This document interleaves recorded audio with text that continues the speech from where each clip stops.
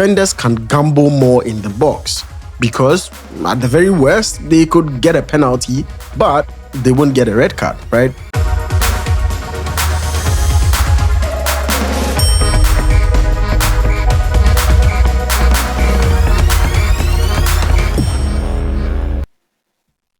If you think football used to be better, I'm going to say something that might actually annoy you.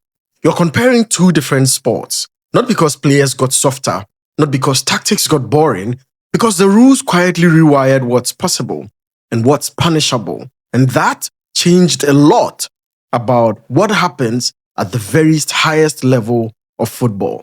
Today on The Shaft Sports, I'm going to talk about 5 key rule changes since 2000 that transformed elite football without most fans ever clocking it. Not the obvious stuff like VAR exists, I mean the knock-on effects. Pressing, build-up, squad building, player profiles, game management. What exactly were the implications tactically, on the field, off the field, of these rule changes that we probably never saw? And we are doing this properly. So for each rule change, I'm definitely going to discuss what changed, why it mattered, what it did tactically to the game, and how teams exploited it. So let's start with one of the most basic rules that created modern pressing traps.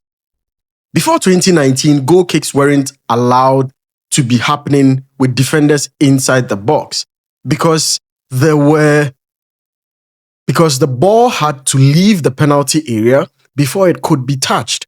So if the keeper played it short to a centre back inside the box, it didn't count. That restart was not considered live.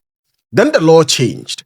Now the ball is in play once it's kicked and it clearly moves, and your centre backs can receive the ball inside the box. What did this do to tactics? This sounds minor until you see what it did to the pressing geometry in modern football.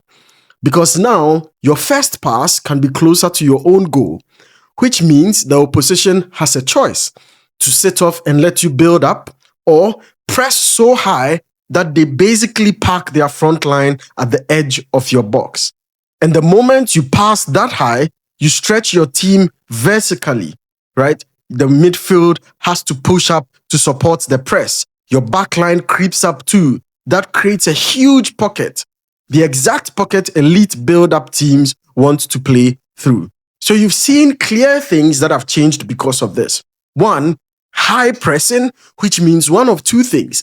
Teams have to be bold enough to sign centre backs who can run and are very physical so that their centre starting lineup is usually on the centre line. That way you can press extremely high, and that was triggered because goal kicks could now be taken to your centre back inside your penalty box, which means pressing teams could now push very, very high. If teams didn't do this, there were two things that happened. One, it meant that your defense sits back and either your press is quickly bypassed or your midfield also pushes up, and that leaves a gaping hole between the midfield and the centre backs. Second, it meant that if you didn't have the right profile of centre backs and they pushed really high, they could be caught off guard with speedy wingers or speedy attackers, which means you would lose and you concede very, very high counter-attacks. I think a case in point was Manchester United under Erik ten Hag when they used to try and do this, and there was this gaping hole that Casemiro was always allowed or left alone to cover. Opta classifies short goal kicks as those that end up 40 minutes of your own goal. And after the law changed in 2019, the Premier League saw a clear shift. The data from Opta shows short goal kicks rising from 28% in the 2018-2019 season to 40% just a year after in the 2019-2020 season. That's clearly not some vibe shift, right? It's structural behavioral change because that rule was now changed. And Brighton were the perfect case study for this. Their short goal kicks rate jumped from 6% to over 75% after Graham Potter arrived. Exactly the kind of manager who wanted to bait press and play through them. You had a similar situation when Roberto De Zerbi took over as well, and he used to bait the press a lot. This rule didn't make teams braver. It made pressing both more valuable but also more dangerous. So you needed specific profiles of players in order to get it done safely. So because pressing high now gave teams closer recoveries to the opposition goal. It gave them shorter distances to go. I think De Zerbi was known for this, where he wanted players to press high up so that when they received the ball up front, they could just get one shot or one pass and it's a goal. I think similar was Jurgen Klopp with his Gengen pressing style as well, right? It means that you could force errors higher up the pitch, especially when players are nervous and defenders are nervous around their own goal. But also, it exposes you to one clean past your first line and your midfield is a sprint back, right? Because eventually, if there's one clean pass past your first line of press and you are not pushing up for the center backs to push up, there's a gaping space that is left. One bounce pass into a pivot and a third man run, and you start chasing shadows as well. And one clipped ball from the fullback, right, to a winger, and you are defending a transition in your midfield that is blown open. So that meant that it changed a lot about the game, and people thought these were just strict tactical evolutions, but at the very core of it was a rule change. It also changed the kind of player profiles that you needed. The rule helped create the ball-playing centre-back as a requirement and no more a luxury. Because at first, when this rule was not in place, like you saw, short goal kicks were not a thing and keepers always went long. Now it meant that ball-playing centre-backs were the requirement because keepers now were being required to play much shorter. The press-resistant six was also becoming the most valuable player in the team. So you had the likes of Declan Rice, Moise Caicedo being really, really crucial to teams now, specifically because opposition teams are allowed to press so high that you need a six that is very press resistant because they create the escape through the first line of press and they need to be able to beat their man in order to create the kind of counter-attacking or attacking transitions that you want. And finally, the goalkeeper as the first playmaker and not just the shot stopper. So you created a scenario where goalkeepers were now also required to play from the back. And that's why you saw the rise of Alisson, Edison, Andre Onana being really, really crucial up until recently, where goalkeepers are being returned back into the shot stopping mode. In fact, today, a goalkeeper being signed is always a question about, are they a good ball playing goalkeeper?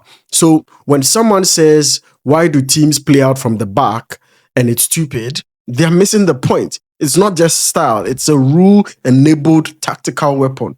Pull the press, break the press, attack the space behind the press, and you have a clear chance. For pressing teams, it was also a clear opportunity. Press high, cause mayhem and chaos in the opposition box, high up in goal, result in a very high chance. The second rule change is what we all know, VAR. Now, VAR, people talk about VAR like it's just officiating, but VAR changed how defenders behave, especially in the box, because it changed a lot what gets punished. Even the Premier League has noted decision accuracy rising from 82% to 96% since VAR was introduced in 2019-2020. Let's look at the tactical impact here. So before VAR, a defender could get away with very little things like a tag at the near post, a hand on the shoulder, a cheeky block on a run. Now those moments are slowed down, zoomed in, and replayed. So defending has to evolve. And defending is evolving to meet the introduction of VAR. Defenders become more cautious with hands and grappling. Teams started coaching arms behind the back, body shapes, a lot more strictly in training than they used to. Attackers start hunting contact in specific zones because they know that if it happens, it will be slowed down, microscopic, blown up zoom in front of the referee, and they would end up giving a penalty, a foul, a red card, or something. And set pieces became more regulated moments, except obviously Arsenal is getting away with being very, very chaotic, and it's almost difficult for VAR to respond to those. But also, penalties changed a lot when VAR came into play. ESPN tracked that it is in the early seasons of VAR, A meaningful share of penalties involved VAR advice, around the low to mid 20% range in the first season, with later season rising higher and higher. That's why people feel the game has more stoppages and penalties. It's not imagination, it's the mechanism of enforcement, right? VAR also sharpened offside decisions. So they encouraged some teams to hold very, very high lines. We saw this with Barcelona. I think last season, they trapped teams into the most high offside decisions ever. A lot of these decisions would have gotten away with it if it wasn't VAR that were able to draw these lines and automated offside lines that are being drawn, etc. But it's also punished sloppy timing with goals chalked off, right? We'll go deeper into offside in a second edition of this video that I'll do. So essentially, VAR didn't just correct decisions, it punished teams towards cleaner defending techniques. It also pushed them towards more coached movement on set pieces, and it pushed them towards, a slightly different risk-reward calculation inside the box. The third rule change is essentially handball interpretations and a booming penalty economy. Handball changes don't just create arguments. They change where defenders put their arms and how attackers also aim crosses. IFAB clarified that goals scored or created from accidental attacking handball will no longer count, and that certain accidental arm contacts would still be punished depending on the position and outcome. And yes, various languages explained how it would be applied in practice as part of the 2019-2020 law changes. The famous one being whether or not your arm is in a natural position. When handball enforcement tightens, there are a couple of things that we saw. Defenders jumping with arms tacked, reducing balance and reach, which meant that now blocks from crosses were being more and more inefficient. Attackers crossing harder and lower into arm zones so that it could touch someone's arm and they could just lift their hands and say it was a penalty. And more risk in blocking shots in the box, which meant that defenders were very, very cautious and didn't want to just throw themselves at shots. It's also correlating to one of the reasons why we see a high conversion of set-piece goals, because people are being extremely cautious in defending these things so they don't accidentally have the ball on their arm and resulting in a penalty. This is why modern defending looks more hands behind the back, respectful, less full body block, because the punishment is huge. A penalty is basically the most valuable chance in football, right? As opposed to maybe somebody not being in goal and you have an open goal. So why does this matter, and why is it very, very important in football?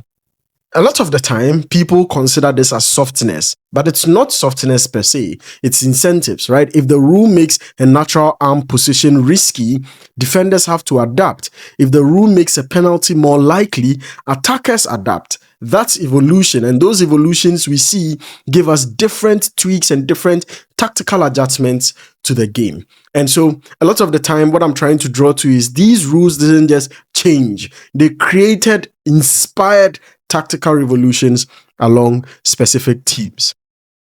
The fourth rule is double jeopardy. Here's a rule change that fans casually barely talk about, but defenders and managers absolutely do, right? So IFAB Law 12 now states that if a player denies an obvious goal scoring opportunity in their own box and the referee awards a penalty, the defender is cautioned, which means a yellow card, if it was an attempt to play the ball rather than automatically sent off, right? And if it is not a penalty and it's a free kick, then yeah, it's red and you leave, because a penalty is considered, again, one of the highest goal scoring chances in football. What this meant was that defenders can gamble more in the box, because at the very worst, they could get a penalty, but they won't get a red card, right? Before this, a defender is in trouble if they get a penalty and a red card, which basically mean game over, because they would score you and you are now 10 men, you are now down to 10 men, there's nothing you can do about it. If you make a genuine attempt to play the ball, which is often what happens, now it's a penalty, it's yellow, and it's still alive. Even if they score, you are not 10 men down and you could fight back. You could be subbed off so you avoid a red card and all that. That changes defender behavior. It invites the last second lunge culture again because the punishment is less nuclear than it used to be. The downstream effect is now attackers have to finish faster because they might get a penalty, but they are probably not going to get the ultimate suicide bomb of a red card, right? In the past, attackers could draw the foul and win the game through punishment. Now, the incentive shifts. You want to finish the chance rather than wait for combat because the defender may be willing to risk the tackle and may actually get away with it. Rule number 5 is 5 substitutions. Now, let's talk about the substitution rule shift. From 3 subs to 5 is not just a welfare story, it gives room for a tactical revolution. IFAB approved broader use of 5 subs for 2022, 2023 and beyond, with leagues adopting it. And analysis groups have explained how it changed coach behavior, not just the number of subs, but the timing and the strategy of subs. With 3 subs, you managed energy. With 5, you weaponize it. You can now press like maniacs for 60 minutes because you can bring on 5 more people, which is basically 5 different outfield players. You can then inject 2 fresh wingers and a fresh midfielder, and the game finishes at full speed. What has this done to squad building? 5 subs increase the value of squad depth, specialists, and high-intensity runners. It also means that now players have more chance of getting game time, so a team could offer contracts to high-quality players and still stack them up because they have 5 subs. It also widened the gap between elite clubs and thin squad clubs because if you've got 5 strong options off the bench, the game becomes a 90-minute endurance trap for opponents. And that's why now more games are won between the last 10 to 15 minutes of a match. Why? Because while the other team is tired, the team with more depth has 5 fresh legs on the pitch and they can stretch you as much as possible. So here's the point. These rule changes didn't just tweak football. They rewired the incentives. The goal kick law supercharged build-up and pressing traps. VAR's introduction and how handballs were given changed how defenders behaved in the box. The double Jeopardy law changes changed risk-taking for defenders. And 5 subs industrialized intensity. So when people say football is worse now, because it's not like the 1990s and prior to the 2000s, they're ignoring the fact that football isn't being played under the same rules. In part 2 of this video, of this mini-series that I'm doing, so which is just 2 parts, by the way, I just put together 10 rule changes. In part 2 of this video, we'll hit 5 more. The kickoff rule change, the delayed offside flag, timekeeping and added time, the 1 meter wall rule, and the concussion subs. And I'll show you how each of these quietly changed the game we all love. If you love this video and if you love this episode, subscribe, hit the subscribe button, leave a comment, leave your thoughts. Let me know which of these rules is most interesting to you that you've never thought about. And see you in the next episode.